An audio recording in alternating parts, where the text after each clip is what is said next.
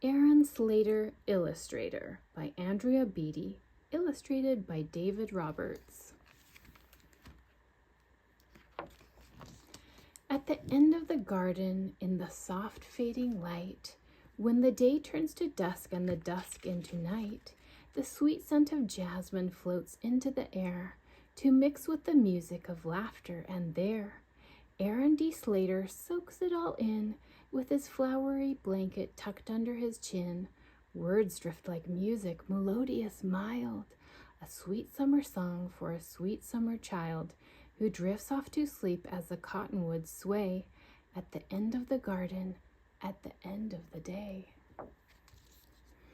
It's summer, then summer, and summer once more, and soon Aaron D. is a youngster of 4. The jasmine climbs higher, the roses have grown, and Aaron himself has a spot of his own for seedlings and saplings beside the slate walk, which he illustrates daily with a bucket of chalk. But what he loves most, what makes Aaron's heart sing, is to listen to books in the old garden swing. To write stories, he thinks, is the greatest of things. But first he must read. It's the best place to start, and young Aaron wants to with all of his heart.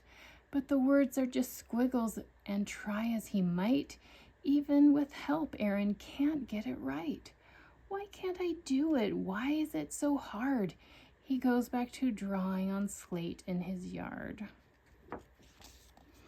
It's school time at last. In his sunflower socks and poppy red jacket with matching lunchbox, he marches to class with a teacher's bouquet, ready to read by the end of the day. But he doesn't that day, or that month, or that year, and though he makes progress, it's painfully clear he'll never quite get it like all of his friends. Since he'll never stand out, he decides to blend in. And so here he is at the start of grade 2 in his simple white t-shirt and matching white shoes. He tries to keep up, to blend in, and to hide the tangle of feelings he carries inside. At first, it goes well since his teacher is new and a bit overwhelmed by the hullabaloo. But things settle down and Miss Greer finds her stride, and once she gets rolling, there's no place to hide. Class, she says, here's an assignment for you. Write me a story. Write something true. And so Aaron does what young Aaron must do. He works on his story like the rest of grade 2. He writes through the evening. He writes through the night. He writes and he writes till the dawn's early light. Then he drags off to school with his shoes filled with lead and his stomach in knots and a pain in his head. And he waits for his turn with his heart filled with dread. Miss Greer calls him his name, and Aaron D. stands and unfolds the sheet in his trembling hands. And he reads, well, he tries, but it's so hard to start with 33 eyes peering into his heart. So he stares at his shoes and his sunflower socks. Then he closes his eyes, and then young Aaron talks. Once there was a flower. No, wait, I know.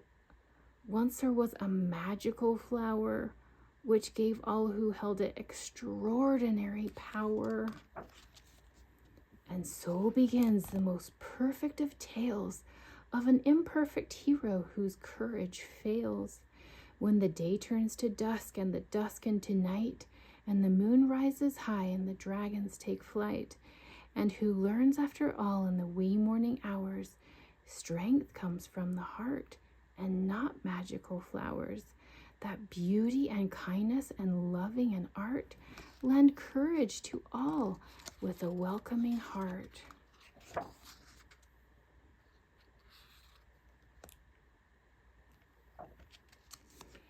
And when the quest ends and the sweet flower dies, the students all gasp and Miss Lila Greer cries, The silence that follows rattles his heart.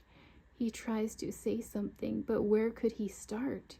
He turns in a paper with no words at all, then blinks back a tear and escapes to the hall, where Miss Lila finds him by the slate-colored wall. Time stops for them both, the teacher and boy.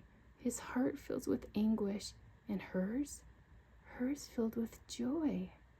At the soul of this artist, courageous and true, she smiles and whispers, "Aaron, thank you." When she leaves, Aaron stands there a very long while. Then slowly, so slowly, he begins to smile. And he feels like he does with those books in the swing, as a new hope inside starts to make his heart sing. He knows he can do the greatest of things, in a way that's his own, in a way that's just his. He can stand out and show the whole world who he is. Like the mightiest flames that banish the dark, hope grows in the soul from the tiniest spark. His art makes the difference. His art leads the way and helps him discover what he wants to say.